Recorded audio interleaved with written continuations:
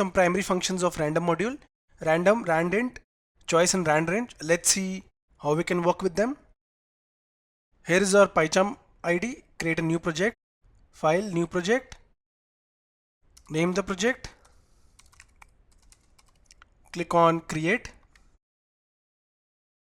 We have created our project. Let us create our first program. Demo, press enter.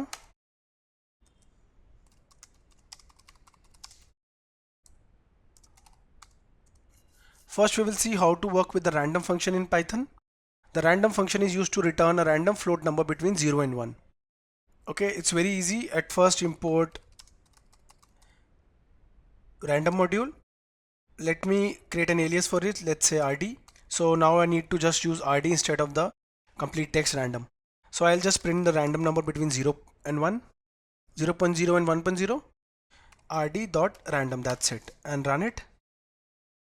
And here you can see we generated a random number. When you will run it again, it will generate another number random. Here it is. So in this way you can work around the random function to return a random floating number between 0 and 1. Okay, now let us see a second program.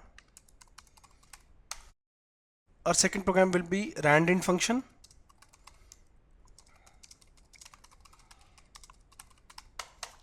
The randint function is used to return a random number between the given range.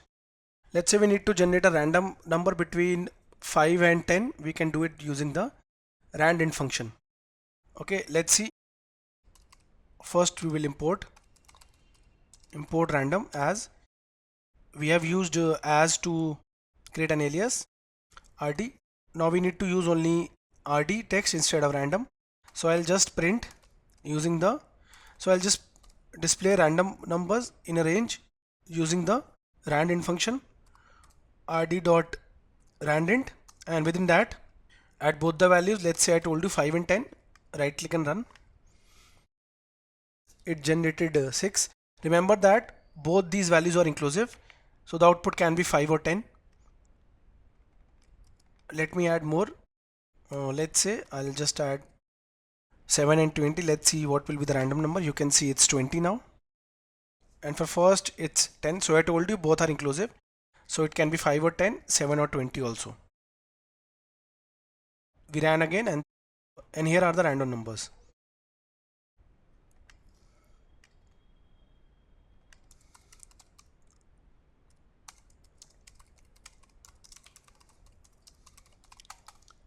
The choice method in Python random module is used to return a random element from the given sequence. Okay, so here in the sequence can be a string, a tuple, a list, a range. Okay, I'll be using a list. Let me import random dot as let's say I created RDS alias.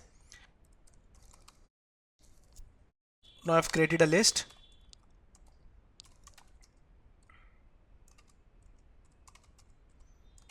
This is the string list. Let me add values.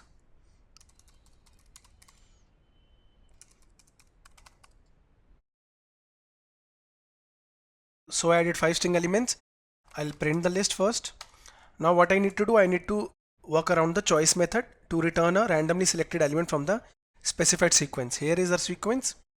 So a random value will get generated. Let's say how. I'll just use rd, that means random dot choice method, and within that I'll add the sequence. You can see the syntax also.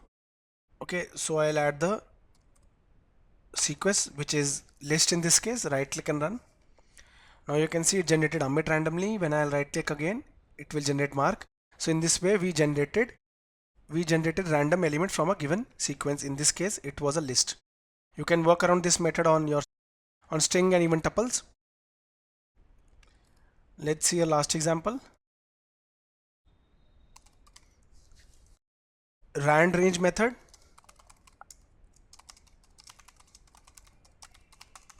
Let me import random module as rd, which is our alias. The randrange method is used to return a random number between the given range. So herein I'll use the rd dot randrange, and within that I'll be adding the elements between which we want a random number to be generated. With that you can also add a step here. Step is a parameter, is an integer specifying the incrementation. Okay, let me run it like this only. So between 5 and 10 a random number will get generated. This is inclusive, so the output can be 5 or 10 for random numbers. Let me add a step for it. Okay, so default is 1, I'll add 2. Okay, so right click and run. Now the output is 9. Again, run again, it's 5. So this is the step, that is an integer specifying the incrementation.